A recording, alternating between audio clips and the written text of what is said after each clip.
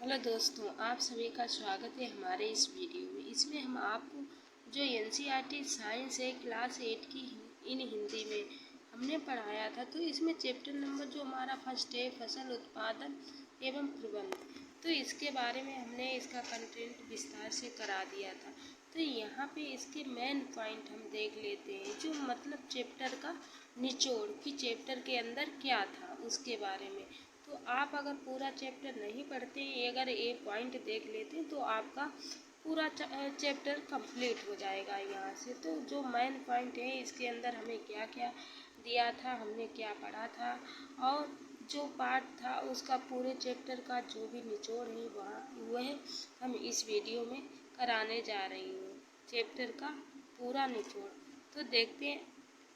अपनी बढ़ती हुई संख्या को भोजन प्रदान करने के लिए हमें विशिष्ट कृषि पद्धतियों को अपनाना होता है।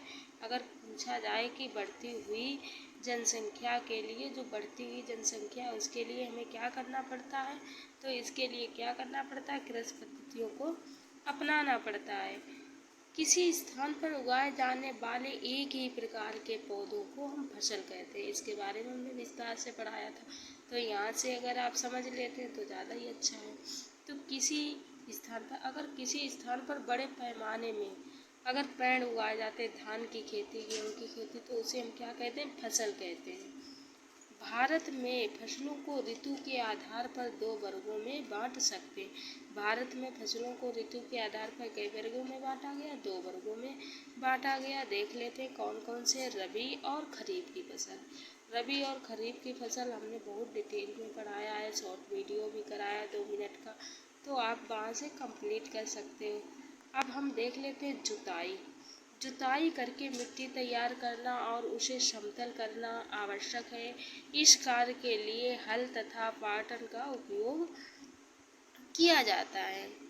अब देख लेते हैं बीज बोने के लिए क्या होता है। बीज को उचित गहराई पर बोना तथा उसके बीच उचित दूरी रखना अच्छी उपज के लिए आवश्यक है। जो बीजों को हम अगर बोते हैं तो क्या करें, हमें उन्हें गहराई पर बोना चाहिए और बीजों को उचित दूरी पर, उन्हें बराबर दूरी पर रखना चाहिए। ऐसा नहीं कि पास पास ही हमने बहुत सारे बीजों को रख दिया है, तो हमें क्या करना चाहिए, उचित दूरी पर रखने चाहिए। बीजों को अच्छी किस्म का चयन करके स्वस्थ बीजों को बोआ जाता है। जैसे सील ड्रिप की सहायता से बुआई की जाती है। सील ड्रिप की सहायता से आपने देखा होगा बुआई की जाती है। तो देख लेते हैं आगे। मिट्टी में पोषक की समृद्धि और पुनः प्राप्ति की आवश्यकता होती है, जैसे खाद, कार्बनिक खाद तथा उर्वरक के उपयोग से किया जाता है।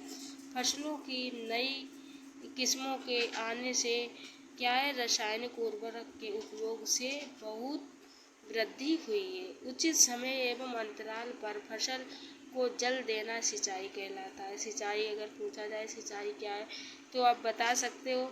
उचित समय अंतराल पर फसल को जल देना क्या कहते हैं, सिंचाई कहते हैं। और निराई किसे कहते हैं, निराई में अवांछित एवं बिना उगाए पौधों को हटाया जाता है, जिन्हें खरपतवार कहते हैं। निराई क्या है, जिसमें क्या है, अवांछित एवं बिना उगाए हुए पौधे क्या होते हैं, उगाते हैं, उन्हें हम खरपतवार कहते हैं। कटाई का अर्थ है पकी हुई फसल को हाथों से या मशीन से काटना। कटाई का मतलब क्या, जो फसल हमारी पक जाती है तो उसे हम हाथों या मशीनों से काटते हैं, तो उसे हम क्या कहते हैं, कटाई कहते हैं। दानों को भूसे से अलग करना थ्रेशिंग कहलाती है। अगर दानों को हम भूसों से अलग करते हैं तो क्या कहलाता है, थ्रेशिंग कहलाता है। बीजों को पीड़कों एवं सूक्ष्म जीवों से सुरक्षित करने के लिए उचित भंडारण की आवश्यक है। तो क्या है, पशुओं को पाल कर भी खाद्य पदार्थ प्राप्त किया जाता है, इसे पशुपालन कहते हैं। अगर हम पशुओं को पाल कर खाद्य पदार्थ प्राप्त करते हैं तो उसे हम क्या कहते हैं, पशुपालन कहते हैं। बड़ी मात्रा में पशुओं को पालना हम पशुपालन कहते हैं। तो यहाँ पे हमारा फर्स्ट चैप्टर का जो भी निचोड़ था वो समाप्त होता है। मिलते हैं नेक्स्ट वीडियो और इसके अगले टॉपिक के